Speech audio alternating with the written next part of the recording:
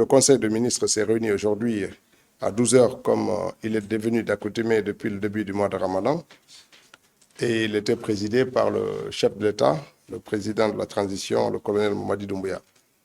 À l'entrée du jeu, le président de la transition a rappelé une brève histoire de la première dame, l'ancienne première dame, Madame Djené Kaba, qui est décédée il y a quelques jours à Paris, et a demandé à l'assistance de lui accorder une minute de silence. C'est ce qui a été fait, et a rappelé tout le travail que cette dame a fait durant la période où elle était première dame, pour l'épanouissement de la femme, pour la petite enfance, etc. Et ensuite, le Premier ministre a pris la parole pour rappeler 3 points de sa communication personnelle. Le premier, ça concerne la sécurisation et le maintien d'ordre.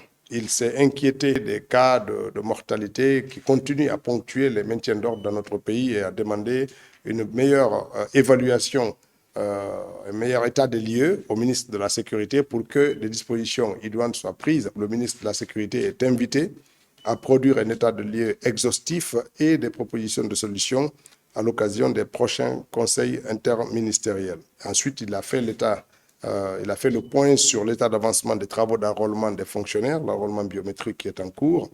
Et ensuite, le troisième point, il a informé le Conseil de la mise en ligne de la plateforme de suivi des décisions du Conseil des ministres et des formations qui en découlent à destination des chefs de cabinet, des secrétaires généraux, des charges informatiques dans les ministères, des directeurs de BSD qui actuellement sont en train de suivre une formation à la primature. Et ensuite, nous avons échangé sur...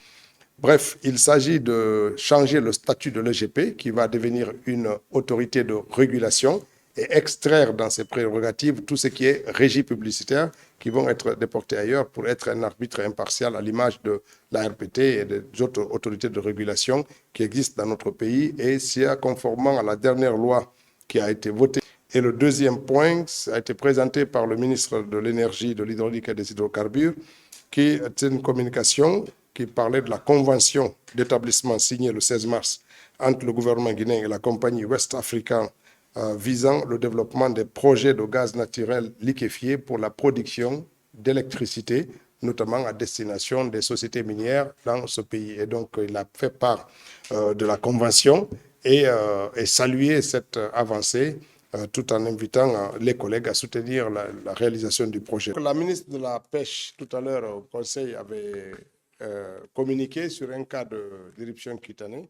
Il y a beaucoup de bruit qui tourne autour de ça. Nous ne sommes pas situés sur l'origine du phénomène, mais ils ont tous en commun d'avoir utilisé une eau pendant le temps qu'ils étaient en pêche, qu'ils ont utilisé soit pour se laver, soit pour nettoyer leur visage et leurs parties génitales. Donc des prélèvements sanguins, bien sûr, et des examens médicaux approfondis sont en train de se passer à l'hôpital d'Onka. C'est une opportunité d'informer toutes les personnes qui se trouvent dans ces cas-là de venir à l'hôpital d'Onka pour qu'il y ait une prise en charge au cas où c'est un phénomène contagieux, pour qu'on puisse prendre des dispositions.